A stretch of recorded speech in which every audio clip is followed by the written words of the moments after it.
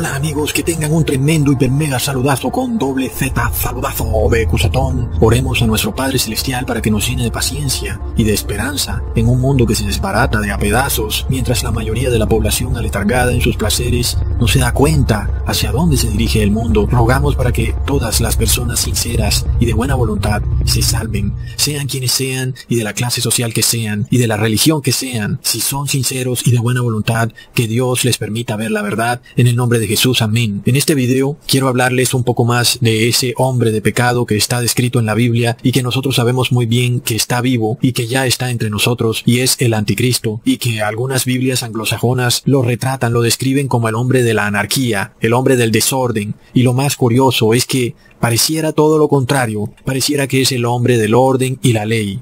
Y así engaña a muchos gobernantes, y muchos reyes de la tierra caerán en esa gran trampa, y solo hasta después, cuando ya tengan la marca de la bestia, se darán cuenta de su terrible error, cuando ya han sido víctimas de la red del anticristo, y estarán perdidos para siempre, amigos, porque nadie que predique contrario a la ley de Dios puede considerarse hombre de ley.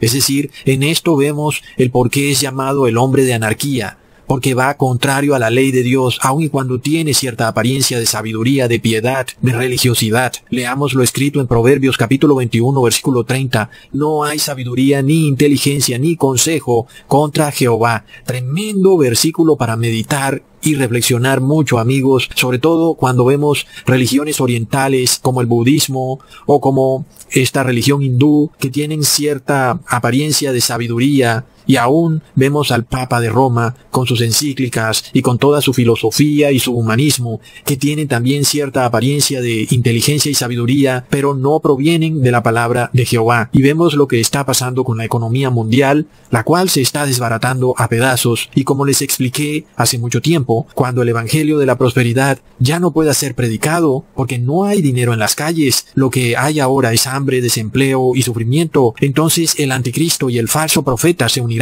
para crear otro evangelio pervertido. Esta vez es el evangelio de la justicia social. Y ustedes van a quedar con la boca abierta sobre este evangelio, porque es otra tergiversación horripilante de la palabra de Dios, en donde ahora si tú tienes algo de tu propiedad, y por ejemplo yo no tengo nada, y necesito lo que tú tienes, según esta nueva doctrina del evangelio de la justicia social, si yo no tengo nada, entonces Dios me autoriza para quitarte lo que tú tienes, plop. Por eso Jesús declaró, dar al César lo que es del César y a Dios lo que es de Dios. Esa frase es tremendamente importante, pero el mundo no le ha importado para nada, se la ha pasado por la faja. Esta frase nos indica que debe haber separación completa de iglesia y Estado, y qué tremendos engendros de evangelio se forman cuando se une la iglesia y el Estado. Hoy vamos a hablar de este evangelio de la justicia social. Amigos, es un engendro del demonio. Con eso les digo todo. Recordemos primero la amarga experiencia de la tergiversación de la palabra de Dios que nos ha venido a través de Roma. Primero con la teología de la liberación, esta doctrina católica que es una perversión del evangelio, en donde se dice que Jesús fue el primer revolucionario, algo así como el primer guerrillero. Y fue así como del Vaticano salieron curas que se instauraron en cada país de Centro y Suramérica para fundar movimientos guerrilleros, los cuales la mayoría tienen en su nombre la palabra liberación. ¿Y por qué? Porque vienen de una teología del Vaticano dictada por el Papa Juan XXIII, en donde si Jesús vino a liberar al hombre del pecado, su iglesia también tiene el deber y el derecho de liberar al hombre del pecado. Sin embargo, según esta doctrina, el capitalismo esclaviza al hombre al pecado, y la única manera de liberar al hombre del pecado es a través de la guerrilla marxista. Plop. Tremendo, amigos. Por supuesto que nada de esto es bíblico, porque Jesús declaró, ama a tus enemigos. No dijo, ve y destruye a tus enemigos. Esa no es la manera de liberar al hombre del pecado, porque el pecado está en el corazón, no en el capitalismo. Entonces, para aquellos que eran pobres, ahí tenían este veneno de la teología de la liberación para perderse para siempre, un evangelio pervertido, sobre todo para los del campo, por supuesto, en Hispanoamérica, pero para los que vivían cómodamente en las ciudades, disfrutando de su prosperidad, ahí venía otro evangelio pervertido, el evangelio de la prosperidad, en el cual, si tú te portas bien con Dios, Él te va a dar riqueza, prosperidad, salud y amor, y Dios va a cumplir todos tus deseos, porque Dios está obligado a hacerlo, plop. Y fue así como las parábolas de Jesús de repente fueron convertidas en enseñanzas de negocios. Una de las más tergiversadas ha sido la parábola de los talentos, en donde un buen evangélico de la prosperidad declaraba que el cristiano piadoso tenía como deber y derecho convertir su dinero, duplicarlo al 100 por 1, y eso por mandato divino. De lo contrario, Dios te condenaría, porque es pecado guardar tu dinero bajo el colchón. Recordemos la parábola en Mateo capítulo 25 versículo 20 al 21. Y llegando el que había recibido 5 talentos, trajo 5 talentos, diciendo: Señor, 5 talentos me entregaste, aquí tienes, y he ganado otros 5 talentos sobre ellos. Y su señor le dijo: Buen siervo fiel, sobre poco has sido fiel, sobre mucho te pondré. Y así el evangélico de la prosperidad se veía a sí mismo entrando al cielo con todo tipo de propiedades, 2 carros y una cuenta bancaria llena, y a Dios diciéndole: Oh, siervo bueno, qué rico eres, mira, ahora serás más rico. Pero por supuesto, amigos, que todo esto es una perversión. Inclusive, algunos cristianos pensaban que dejar su dinero guardado bajo el colchón era pecado. Leamos en el versículo 24 al 25. Pero llegando también el que había recibido un talento, dijo: Señor, te conocía que eres hombre duro, que ciegas donde no sembraste y recoges donde no esparciste, por lo cual tuve miedo y fui y escondí tu talento en la tierra. Aquí tienes lo que es tuyo. Recontra plop. Así que ahí empezaba el pastor, el cura, como lo quieras llamar, diciéndole a las personas que tuvieran fe y que con fe su dinero se duplicaría. Y por supuesto que también venía el diezmo ahí, ¿verdad? Si tú dabas diezmo con fe y también trabajabas con fe, pues te iba a ir bien. Y bueno, mientras la Reserva Federal tenía sus imprentas trabajando 24 horas al día, el dinero llovía por todas partes, de alguna manera como que se cumplía. Pero ya sabemos que pronto todo esto va a cambiar y no habrá manera de que tú prediques el evangelio de la prosperidad en un mundo donde se acaba la prosperidad, el dinero se hace más escaso que la justicia y la economía se desbarata, el dinero se retira de las calles. Entonces ese evangelio de la prosperidad ya no funciona. Y luego viene otro evangelio más pervertido que los 2 que les he dicho, amigos. Prepárense. El evangelio de la justicia social, prepárense, amigos. Donde ahora, según ese evangelio, el individuo empobrecido está autorizado por el derecho divino, por el evangelio de la justicia social, a apropiarse de lo que otro tiene, porque así lo dice el mismo Cristo. Entonces leamos lo que dice la encíclica Fratelli Tutti, la encíclica comunista por excelencia del Papa Francisco, en donde vemos enmarcado este evangelio de la justicia social mezclado con 2 palabras claves, 2 cucharadas de solidaridad y 2 cucharadas del bien común. Y luego tenemos a este monstruo, porque es un monstruo, amigos, del evangelio de la justicia social. Leamos en el inciso 119 de la encíclica Fratelli Tutti. En los primeros siglos de la fe cristiana, varios sabios desarrollaron un sentido universal en su reflexión sobre el destino común de los bienes creados. Esto llevaba a pensar que si alguien no tiene lo suficiente para vivir con dignidad, se debe a que otro se lo está quedando. Lo resume San Juan Crisóstomo al decir que no compartir con los pobres los propios bienes es robarles y quitarles la vida. No son nuestros los bienes que tenemos, sino suyos. O también, en palabras de San Gregorio Magno, cuando damos a los pobres las cosas indispensables, no les damos nuestras cosas, sino que les devolvemos lo que es suyo. Recontra, mega, hiper mega, plop, y de seguro es para no acabar. Porque, amigos, hasta aquí llegó esto, según esta encíclica Fratelli Tutti del Evangelio de la Justicia Social. Ahora, por designio divino, es decir, divino del Papa, no de Jesús, por supuesto. Decimos divino porque sabemos que el Papa se cree Dios en la tierra. De repente tú has pasado de ser un trabajador diligente y previsivo, que siempre tiene alimento en su nevera o en su refrigerador, y de repente te has convertido en un ladrón degenerado que ha despojado a los pobres del alimento que en primer lugar era de ellos, pero que tú, por ser un buen trabajador, se lo has arrebatado de las manos de una manera vil y degenerada. Plop. Amigos, en la Biblia, el buen cristiano debe darle al pobre, pero voluntariamente, pero jamás la Biblia dice que es el pobre el que tiene que apropiarse por derecho propio su limosna. Plop. Es una tergiversación horripilante del evangelio. Por otro lado, debemos distinguir entre el perezoso y vividor, es decir, el pobre perezoso y vividor, y el pobre caído en desgracia, porque son diferentes, amigos. El primero quiere que el Estado se lo dé todo. Casa gratis, educación gratis, una tarjeta para ir al supermercado, transporte gratis, salud gratis, y por supuesto que ningún gobierno aguanta semejante trote.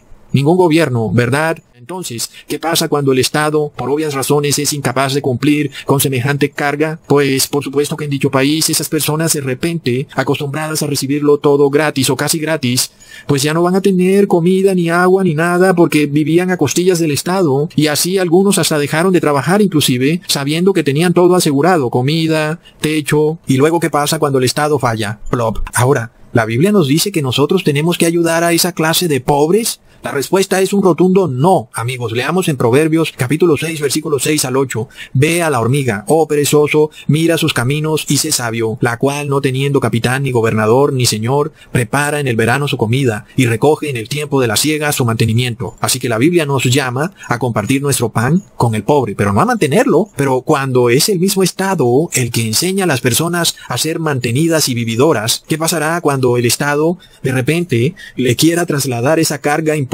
de llevar a sus ciudadanos trabajadores? Plop. Recordemos que ya de por sí hoy en día es hasta difícil mantener tu propia familia, porque la educación es supremamente costosa, en fin, muchas cosas son muy costosas. ¿Cómo será cuando haya también que mantener a los pobres que el Estado acostumbró mal y ahora no los puede mantener? Pero lo que es peor, ¿qué pasa cuando la nueva perversión del Evangelio, el Evangelio de la justicia social, declara que tu nevera es un bien común?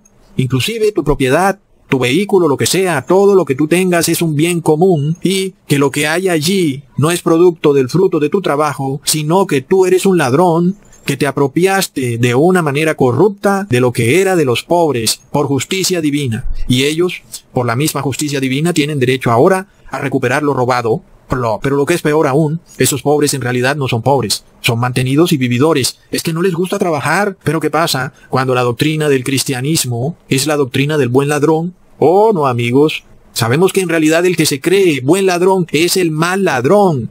Ten esa regla.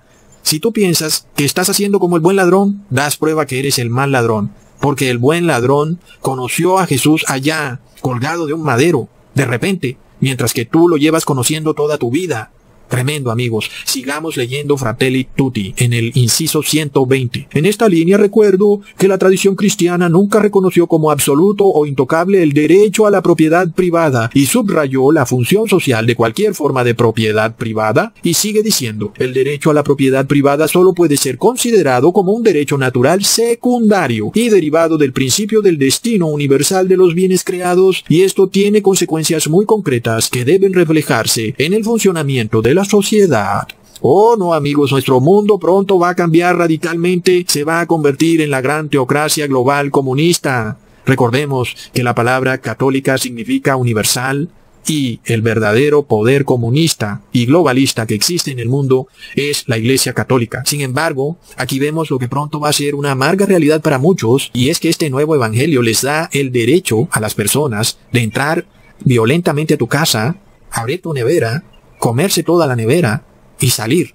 Y tú, pues, ¿qué puedes hacer? No, tenía hambre. La persona tenía hambre, había que dejarlo, pobre. Así que esto se va a manifestar en movimientos sociales, amigos. Claro que sí, y lo estamos viendo desde ya, cómo con gran fuerza están surgiendo nuevos movimientos que, amigos, tienen una doctrina realmente torcida. Ahí vemos lo que pasa con Black Lives Matter, en donde este movimiento pasó de exigir justicia a saquear los almacenes y las casas de las personas. ¿Y por qué? Porque son movimientos enfocados en la doctrina del bien común. Luego en España tenemos el movimiento Ocupa, en donde las personas que no tienen vivienda ven una vivienda desocupada que no es de ellos y de repente entran a vivir ahí, y eso bajo la mirada complaciente del Estado. En Chile lo vimos claramente cuando las personas saquearon establecimientos de comercio, y luego estamos viendo movimientos indígenas por toda Latinoamérica, donde también invaden tierras ajenas. Y también, amigos, estamos viendo en el país de Colombia cómo un policía de repente le entrega su arma a los que ocupan un terreno ilegalmente para que no se pudiera seguir con la diligencia de desocupación. Y todo esto hace parte de la gran Sodoma,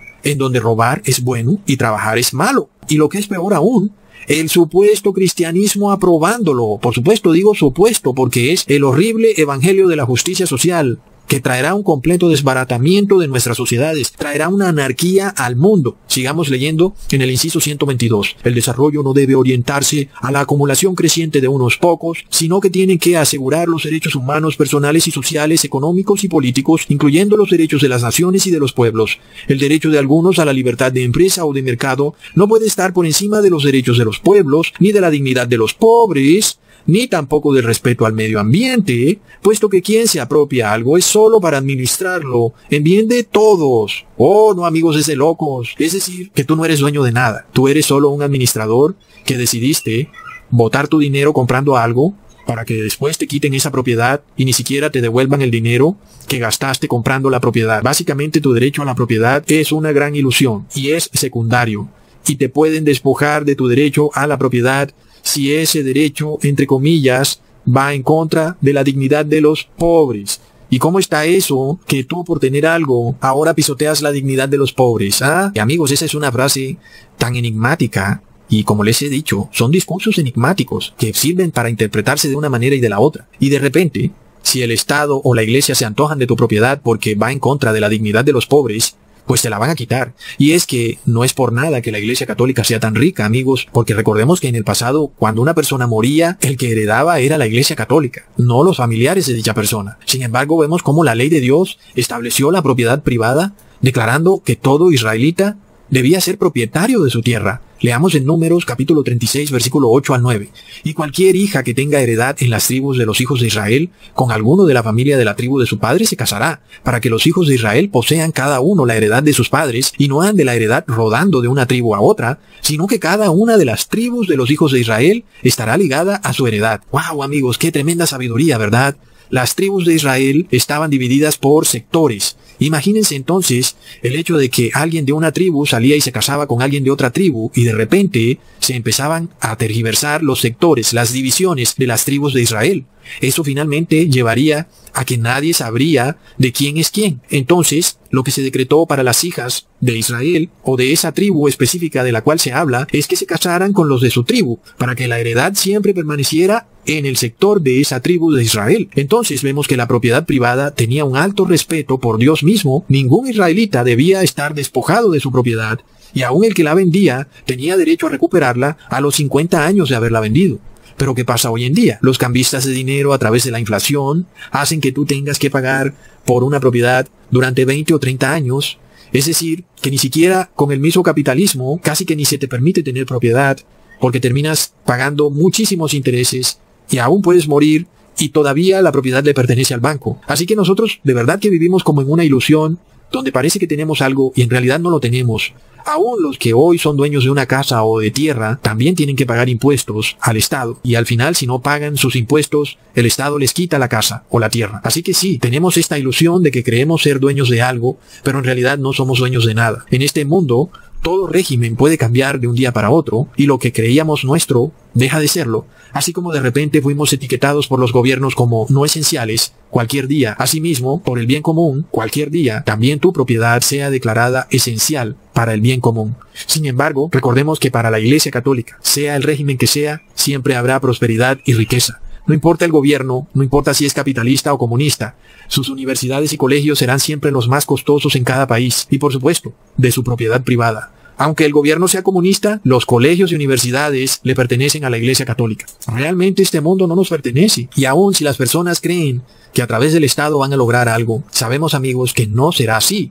Jamás a través del Estado vamos a recibir algo a cambio. Al contrario, nos van a despojar de lo que nos ha costado sudor y lágrimas. Pero recordamos las palabras del predicador. En este mundo, nuestra felicidad está en trabajar y comer del fruto de nuestro trabajo. El resto es aflicción de espíritu. Así que, amigos, recordemos la historia real de la Biblia, en donde un rey de Israel llamado Acab quería apropiarse de la heredad o propiedad de un israelita llamado Nabot. Leamos en Primera de Reyes capítulo 21, del 1 al 3. Pasadas estas cosas, aconteció que Nabot de Jezreel tenía allí una viña junto al palacio de Acab, rey de Samaria. Y Acab habló a Nabot diciendo: dame tu viña para un huerto de legumbres, porque está cercana a mi casa, y yo te daré por ella otra viña mejor que esta, o si mejor te pareciere, te pagaré su valor en dinero. Y Nabot respondió a Acab: guárdeme Jehová de que yo te dé a ti la heredad de mis padres. Amigos, entendamos esto. Tremendas palabras de Nabot, un hombre trabajador, estudioso de la palabra, no veía con buenos ojos el que aún recibiera una mejor propiedad de la que él ya tenía, porque esa era la heredad que había recibido de parte de Dios mismo, y él la consideraba así sagrada. Así que vemos que la propiedad privada es sagrada, por supuesto, según la palabra de Dios, no según la encíclica del Papa Fratelli Tutti. Vemos entonces que la intención de Dios para el hombre desde un principio es que tuviera derecho a la propiedad. Leamos en Eclesiastes, capítulo 2, versículo 21. Que el hombre trabaje con sabiduría y con ciencia y con rectitud, y que haya de dar su hacienda a hombre que nunca trabajó en ello, también es esto vanidad y mal grande. Claro que sí, es un mal grande. Imagínate que tú trabajes por algo toda tu vida y luego otro que nunca lo ha trabajado, de repente quiera apropiarse de ello. Claro que es un mal grande, pero ese es el comunismo, amigos. Y luego, la esposa del rey Acab se da cuenta que su esposo estaba triste porque no pudo apropiarse de la tierra que en primer lugar ni siquiera era de él. Leamos en el versículo 5 al 7. Vino a él su mujer Jezabel y le dijo, ¿por qué está tan decaído tu espíritu y no comes? Él respondió, porque hablé con Nabot de Jezreel y le dije que me diera su viña por dinero, o que si más quería le daría otra viña por ella. Y él respondió, yo no te daré mi viña. Y su mujer Jezabel le dijo, ¿eres tú ahora rey sobre Israel? Levántate y come y alégrate, yo te daré la viña de Nabot de Jezreel. De locos, amigos. Así que esta mujer Jezabel mandó a matar a Nabot, y finalmente el rey Acab se apropió de la tierra de Nabot. Es decir, el Estado, el bien común, está por encima de los derechos del individuo, inclusive del derecho a la vida. Es de locos, amigos, por lo cual es indudable que la moderna esposa del rey Acab, Jezabel, nos representa a la Iglesia Católica, por supuesto, con su doctrina de su evangelio de la justicia social, en donde las personas son solo administradoras de sus bienes y no son propietarias por derecho divino. Por supuesto que a estas alturas, al fin la tierra es enteramente propiedad del demonio. Pero tenemos que dejar en claro que esa no era la intención de nuestro Dios Padre, amigos. Hoy en día, el demonio es dueño de todo, y es cierto que él puede requerir de quien quiera la propiedad o los bienes que quiera. Y nosotros somos al final extranjeros y peregrinos en esta tierra ajena. Pero lo que es claro, amigos, es que bíblicamente hablando, no es la voluntad de Dios. Es una doctrina endemoniada el despojar a una persona de su propiedad privada por el bien común. Leamos en 2 de Tesalonicenses capítulo 2, versículo 3 al 4. Nadie os engañe en ninguna manera, porque no vendrá sin que antes venga la apostasía y se manifieste el hombre de pecado, el hijo de perdición, el cual se opone y se levanta contra todo lo que se llama Dios o es objeto de culto, tanto que se sienta en el templo de Dios como Dios, haciéndose pasar por Dios. Ahí tenemos al hombre de pecado, al hombre de anarquía, el cual tiene una forma de piedad, se hace pasar por Dios, pero niega la palabra de Dios, llevando a la sociedad a la anarquía. Volvamos a leer en el inciso 275 de Fratelli Tutti. Cabe reconocer que entre las causas más importantes de la crisis del mundo moderno está una conciencia humana anestesiada y un alejamiento de los valores religiosos, además del predominio del individualismo y de las filosofías materialistas que divinizan al hombre y ponen los valores mundanos y materiales en el lugar de los principios supremos y trascendentes. Ahí tenemos la causa de la crisis del mundo, para el Papa, sería el individualismo o la propiedad privada, cuando sabemos, en realidad, que lo que pasa en el mundo es que hay sociedades secretas ultrapoderosas, inclusive en los estados, que controlan la economía, que son dueñas de las principales empresas productoras o comercializadoras de los países, y lo que es peor aún, que están asociadas con la Iglesia Católica. Y esto, amigos, se nos revela en la misma palabra, en Apocalipsis capítulo 18, versículo 10 al 11, parándose lejos por el temor de su tormento, diciendo, ay de la gran ciudad de Babilonia, la ciudad fuerte, porque en una hora vino tu juicio, y los mercaderes de la tierra lloran y hacen lamentación sobre ella, porque ninguno compra sus mercaderías. Ahí lo tenemos, el Apocalipsis nos los dice, es la Iglesia Católica la que controla los grandes mercaderes de la tierra, pero aún vemos el gran cinismo de la Iglesia Católica, al decirnos que es por el individualismo del ser humano, cuando ella está detrás de estos grandes oligopolios y monopolios. Lo curioso de todo es que aun si tu país nacionalizara todas las propiedades, no podría nacionalizar las propiedades de la Iglesia Católica, porque le pertenecen al Estado del Vaticano, y no le pertenecen a individuos. Así que ni la policía de tu país siquiera puede aventurarse a entrar en un convento católico, porque es casi como una embajada del Vaticano. Sin embargo, la Iglesia Católica, es decir, yo esto lo digo porque estamos debatiendo la encíclica Fratelli Tutti, en donde la Iglesia Católica dice que un pobre puede entrar a tu casa a tomar lo que quiera porque le pertenece por derecho propio, porque según ella tú se lo arrebataste. Pero mira que algún pobre entre a alguno de los templos católicos y se agarre alguno de esos frescos de Miguel Ángel, porque ahí mismo sale el cura a decir que han hecho sacrilegio y que fue un acto satánico y que han profanado el templo de Dios, y veremos cómo el ladrón ni siquiera es juzgado por robar algo, sino por delito de odio, porque por robar algo no lo meten preso, pero por delito de odio lo meten preso 50 años. Es de locos. Por otro lado, para nosotros, que estamos en el verdadero cristianismo, la ley con respecto a los pobres dice, En Deuteronomio capítulo 15 versículo 10. Sin falta le darás, y no serás de mezquino corazón cuando le des, porque por ello te bendecirá Jehová tu Dios en todos tus hechos y en todo lo que emprendas. Amén. Ahora, analicemos la frase de Jesús que le dice al joven rico que lo venda todo y se lo dé a los pobres. En Mateo capítulo 19 versículo 21. Si quieres ser perfecto, anda, vende lo que tienes y dalo a los pobres y tendrás tesoro en el cielo. Ven y sígueme. La palabra clave aquí, amigos, es ven y sígueme. Jesús estaba invitando al joven rico a ser uno más de sus apóstoles. Imagínate nada más semejante invitación, y el joven rico la rechazó. Por supuesto que para ser apóstol de Jesús tenía que venderlo todo. Aquí el tema central no era darle a los pobres, amigos, sino seguir a Jesús. Y nosotros sabemos que muy pronto escucharemos esas mismas palabras. Véndelo todo y sígueme. Y si hay que darle algo a los pobres, por supuesto, es mejor darle la palabra de Dios que darle comida. Porque lo que tú comes al vientre entra y a la letrina se va, pero la palabra de Dios permanece para vida eterna. Por supuesto, entonces, recordamos las palabras de Jesús cuando dijo que no solo de pan vive el hombre, sino de todo lo que sale de la boca de Dios. Así que, amigos, cuando nosotros veamos que muy pronto no vamos a poder comprar ni vender, resultará claro que es mejor vender lo que sea que tengamos y darle la palabra a los pobres, porque Jesús de nuevo nos dice, ven y sígueme. Y si está en nuestro poder vender algo, y si sabemos que al fin y al cabo no vamos a poder más comprar ni vender, y eso que tenemos, al fin, pues nos será robado o alguien se lo cogerá, porque no podremos ya ni siquiera pagar los impuestos, entonces lo más lógico será vender mientras podemos vender, antes que no podamos comprar ni vender, y luego usar el dinero para expandir la palabra de Dios entre los pobres, que debido a su duro trabajo no tienen tiempo tal vez de aprender de ella.